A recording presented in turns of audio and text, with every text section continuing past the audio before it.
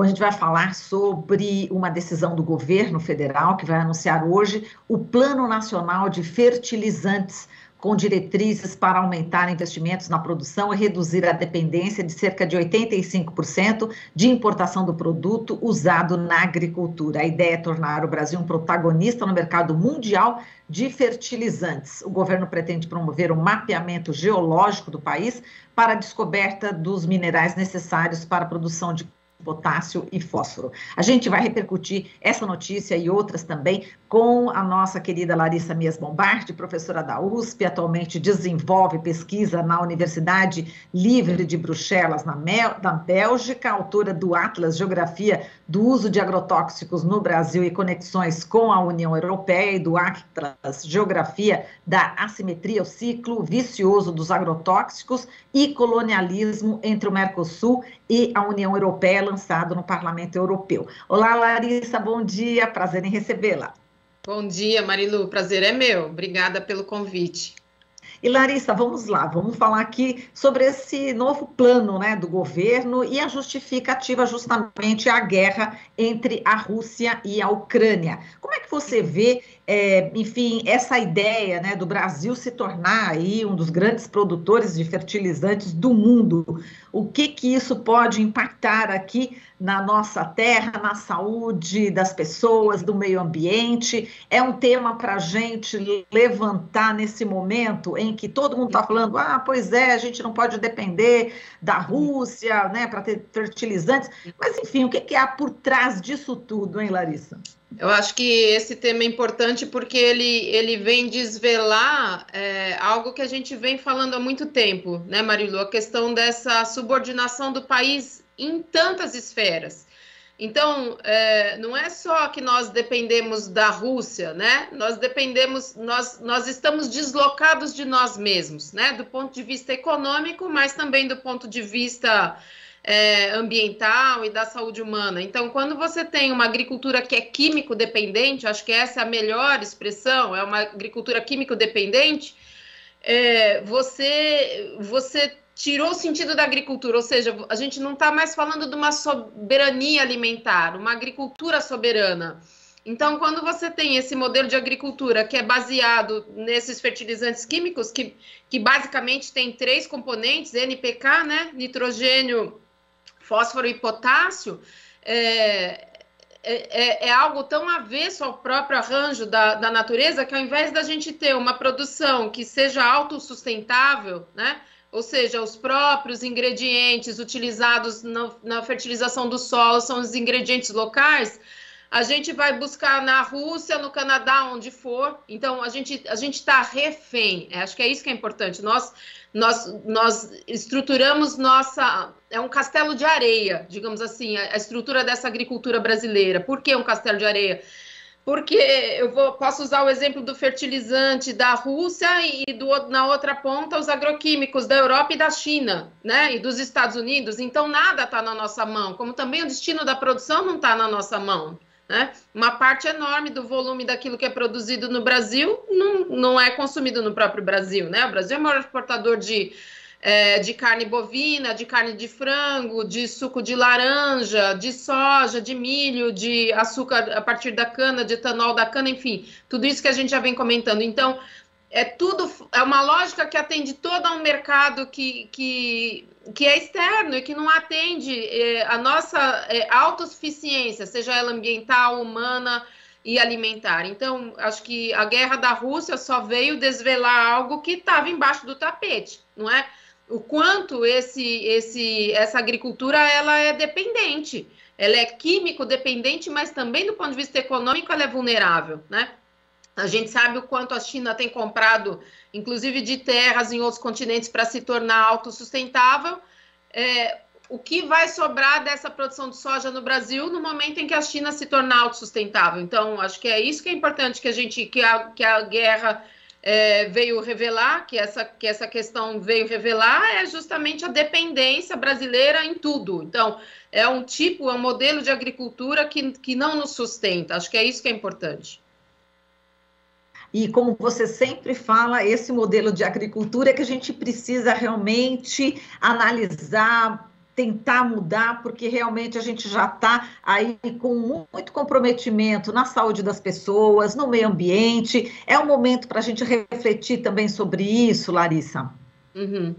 Sim, um momento super importante para a gente refletir sobre isso, porque a escalada de uso de agroquímicos só cresceu no Brasil nos últimos anos, o número de registros de novas substâncias, não exatamente novas substâncias, mas de novos produtos comerciais também só cresceu, e também o número de mortes, o número de crianças contaminadas, de indígenas contaminados, etc., também só cresceu. Então, eu diria que a gente está vivendo um holocausto, né? A gente tem a guerra na Ucrânia e a gente vive uma guerra interna no Brasil, também em função do modelo que a gente construiu de país, né? Não é um modelo de nação, não é um projeto de nação, é um projeto que está atendendo só um setor da sociedade e não está beneficiando a sociedade como um todo. Ao contrário, a gente está se intoxicando, se envenenando, potencialmente se expondo a doenças crônicas em função desses agrotóxicos que são utilizados, muitos deles proibidos, por exemplo, na União Europeia. Acho que é algo que é um divisor de águas, já que a gente está num ano de eleição. O que a gente quer do Brasil, o que a gente quer do futuro, o que nós queremos para nós. Exato, a gente podia substituir, por exemplo, esses fertilizantes, né? Enfim, em produtos, em adubos naturais, enfim, fazer de uma outra maneira, isso, Larissa? Poderia. Então, vamos lá, de novo, né? A monocultura, né? Porque quando a gente está falando desse, em geral, né?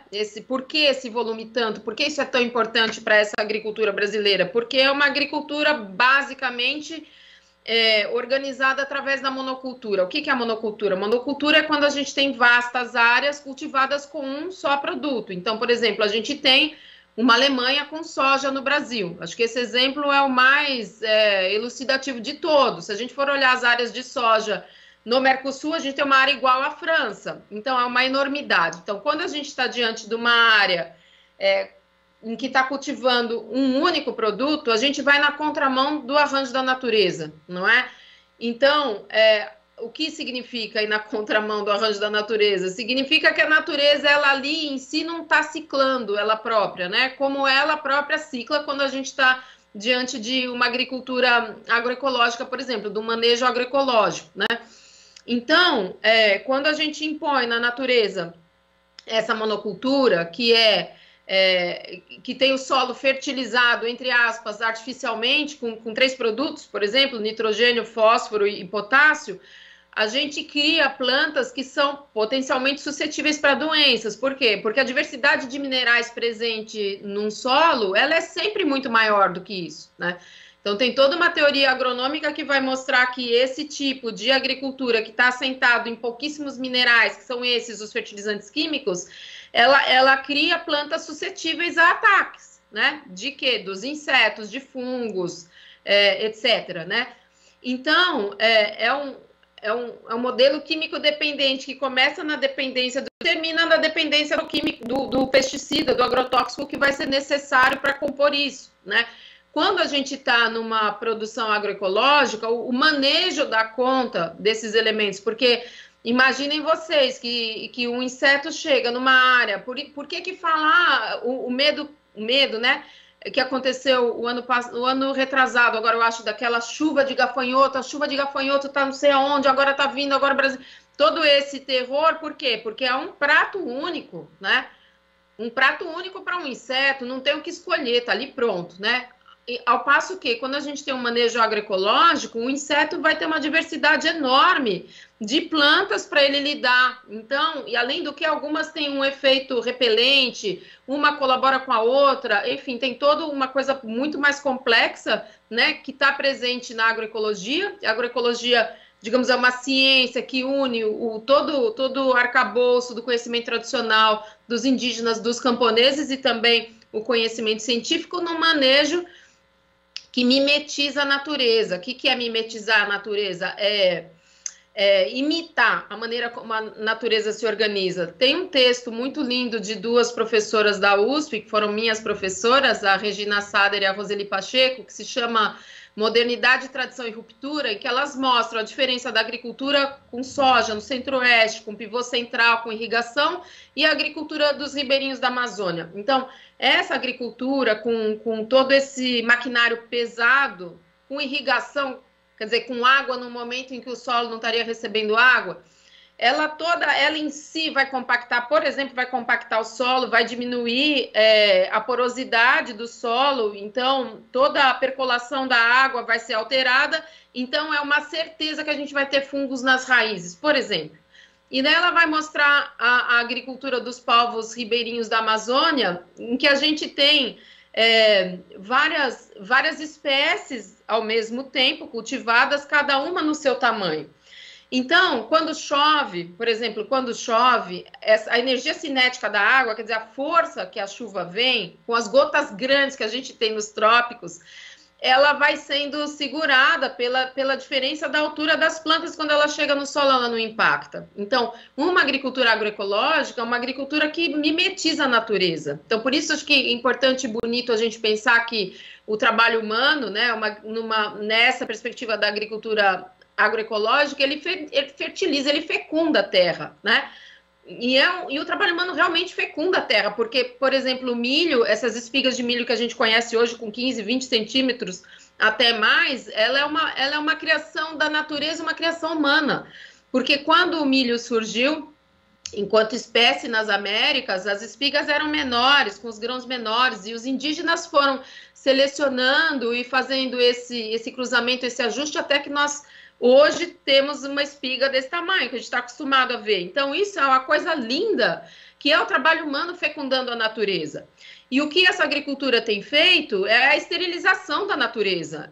E da natureza, não só do solo, mas também nossa. E de verdade, não é uma metáfora dizer a esterilização nossa. Alguns pesticidas são, de verdade, infertilizantes, né? Causam um problema de fertilidade, malformação fetal, enfim, tudo isso que a gente já conversou.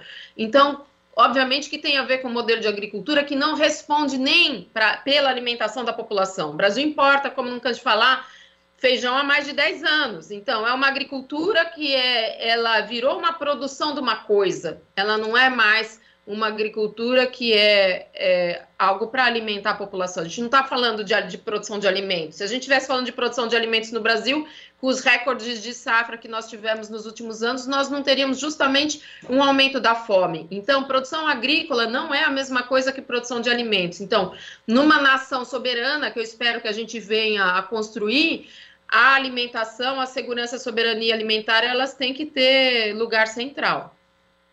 Bem, agora falando dos indígenas, né? Você citou os indígenas, os camponeses. A gente teve aqui na quarta-feira, lá em Brasília, o Ato pela Terra, né? Puxado aí pelo querido Caetano Veloso, com movimentos sociais, movimentos indígenas, artistas, lá em frente ao Congresso, contra também aí pelo menos 5 projetos de lei antiambientais, né? E a Câmara dos Deputados, né, acabou aprovando a urgência para a votação do projeto de lei 191/2020, que autoriza a mineração em terras indígenas. Então, se por um lado a sociedade está mobilizada, né, exatamente em favor de tudo isso que você acabou de falar, né, Larissa? Por outro lado, temos aí enfim, um presidente da Câmara que coloca aí em votação a urgência desse projeto de lei. É bastante preocupante liberar aí para mineração as terras indígenas, não é isso, Larissa?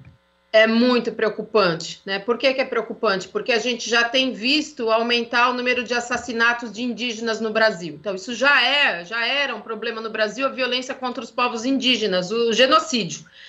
E é muito claro o quanto esse número de assassinatos aumentou a partir dessa última eleição, que não é só a eleição do presidente Bolsonaro, mas também a eleição desse Congresso que está aí. Então, só para ilustrar, para as pessoas que estão nos assistindo e nos ouvindo terem uma ideia do número de pessoas, em 2016 a gente teve 75 indígenas assassinados, o que é um absurdo, o que é inaceitável, mas Esse número em 2018 dobrou, mais do que dobrou, então é absolutamente claro. Se a gente olha o gráfico de número de indígenas assassinados, o gráfico faz para quem não está nos vendo, né? O gráfico tem uma curva ascendente muito forte, a ponto de, em 2020, a gente ter quase 200 indígenas assassinados. Então, é um genocídio.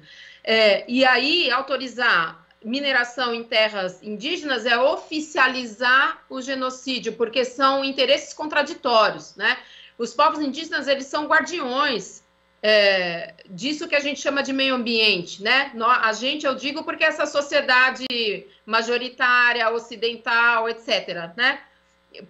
Então, a gente tem uma palavra para isso, meio ambiente, porque muitos grupos indígenas nem têm uma palavra para descrever a natureza ou o ambiente, porque eles, obviamente, se veem imersos nisso que é eles próprios, né? Enfim, então, eles são os guardiões em todo lugar do mundo, eles são os guardiões da natureza. Se a gente tem áreas preservadas no Brasil, áreas preservadas do ponto de vista ambiental, é graças aos indígenas e às comunidades tradicionais.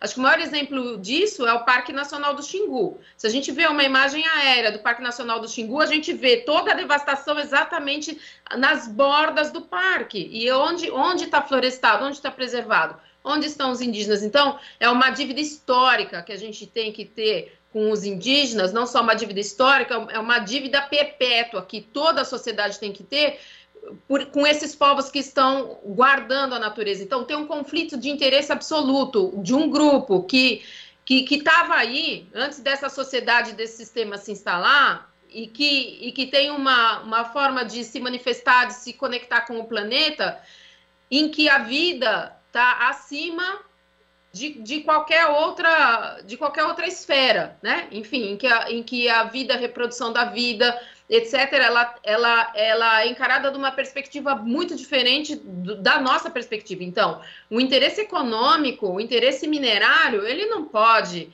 estar acima disso, né? O Brasil é signatário da OIT, da organização, né, do Tratado da Organização Internacional do Trabalho. O que significa? Significa que no arranjo da OIT, na convenção da OIT, os povos indígenas, eles têm direito à sua autodeterminação, ou seja, eles têm direito de decidir qual é o futuro deles. Então, a aprovação de uma medida como essas é ir na contramão de uma própria convenção que o Brasil é signatário, é ir na contramão do destino desses povos, é querer decretar, oficializar o genocídio. Agora, por quê? Porque a gente está diante de um Congresso que é, em grande parte, podre. Então, o que me autoriza a dizer que esse Congresso é podre? Todo o levantamento já feito, mostrando quanto os representantes que estão no nosso Congresso foram financiados, por exemplo, por empresas multadas por desmatamento. Então, eu estou usando dados oficiais. Uma grande parte dos deputados no Brasil foi eleita recebendo financiamento de empresas multadas pelo IBAMA por desmatamento ou de empresas que foram multadas por trabalho escravo. Então, como é que a gente pode, como é que um Congresso podre, obviamente que não é o Congresso inteiro que é podre, mas uma parte desse Congresso absolutamente corrupta, como é que alguém que recebe dinheiro de empresa que... Eu fico à vontade para falar isso, Marilu, porque são dados, são números oficiais de campanha, não são denúncias, são números oficiais. Então, empresas relacionadas com desmatamento e com trabalho escravo, gente que recebeu financiamento dessas empresas, poder legislar sobre terra indígena e sobre desmatamento, isso é um escândalo internacional, isso não tem... É difícil achar um nome para descrever um grau de corrupção desses. Então, é dizer, não estamos em mãos seguras, isso não é seguro. O PL do veneno não é seguro. O PL do veneno, em que pese todo esse discurso, a gente vai aprovar moléculas modernas, esse número de aprovações de novas substâncias no governo Bolsonaro é porque são moléculas modernas. Mentira! O que essas empresas sediadas aqui na União Europeia continuam autorizando são substâncias proibidas aqui mesmo, ou que já foram proibidas há 10, 15 anos, ou que nunca foram autorizadas. Então, a gente não está falando de modernidade, a gente está falando de um tipo de espoliação, de um tipo de exploração sem volta.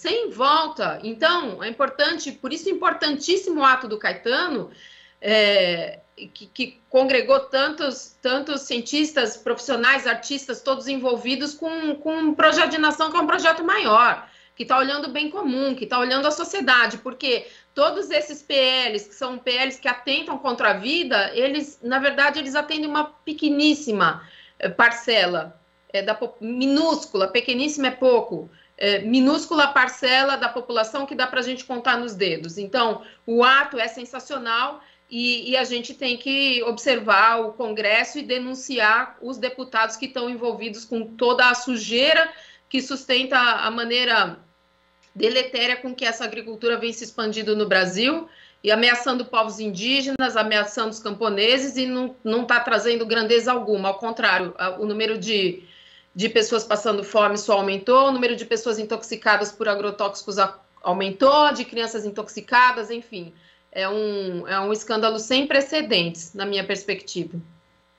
E por conta disso, né, a gente sabe que as mulheres aqui que compõem o Movimento dos Trabalhadores Rurais Sem Terra, o MST, realizaram nessa semana, Larissa, em frente justamente a empresas multinacionais que produzem esses venenos, a Syngenta, por exemplo, no interior de São Paulo, enfim, Ibracel, né, na Baixada Fluminense, e elas estão exatamente contra esse modelo econômico, contra tudo isso que está colocado aqui em relação aos venenos, né? E eu sei que você aí em Bruxelas, né, também participa de mobilizações em frente à Syngenta aí. Eu queria que você falasse como é que está também essa mobilização aí na Bélgica em relação a essa empresa multinacional.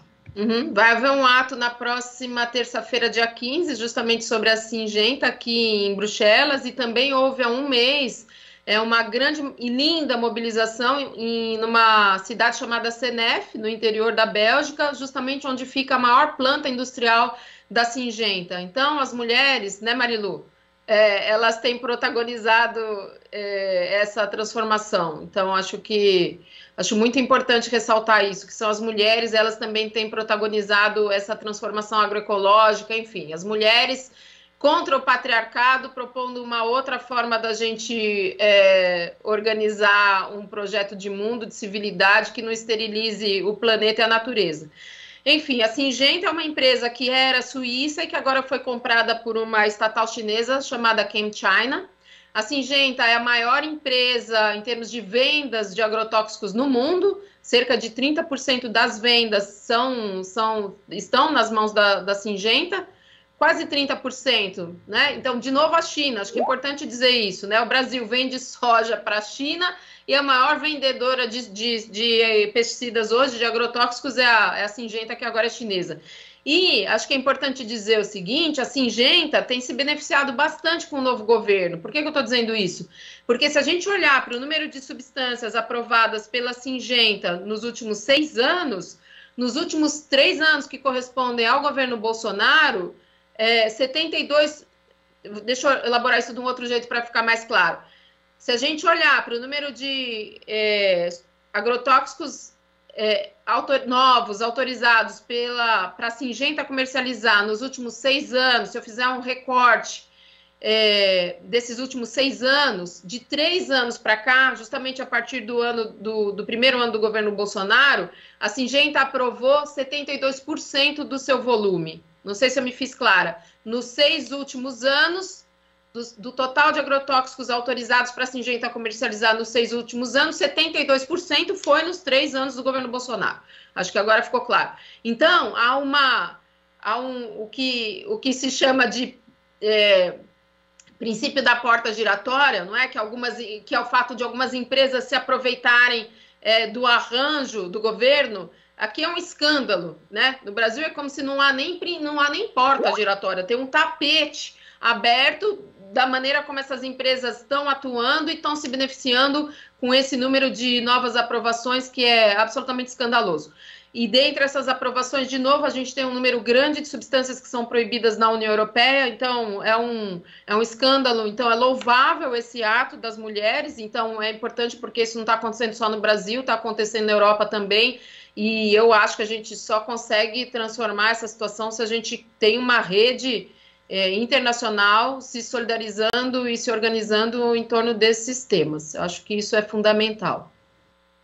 Tá certo, Larissa. A gente agradece aqui a sua participação. A gente espera em breve novamente que você venha aqui no jornal. É sempre muito rico, muito importante que a gente tenha essa informação e a gente agradece você por compartilhar essas informações, esses seus estudos científicos com todos nós. Muitíssimo obrigada, viu, Larissa? Eu quem agradeço. Um abraço para todas e todos e todes. Tá certo, Larissa, um beijo, até mais. Beijo, até. Falamos aqui com a Larissa Mies Bombardi, professora da USP, atualmente desenvolve pesquisa na Universidade Livre de Bruxelas, na Bélgica, autora do Atlas Geografia do Uso de Agrotóxicos no Brasil e Conexões com a União Europeia, e do Atlas Geografia da Assimetria, o ciclo vicioso dos agrotóxicos e colonialismo entre o Mercosul e a União Europeia, lançado no Parlamento Europeu. Você está ouvindo Jornal Brasil Atual. As notícias que os outros não dão.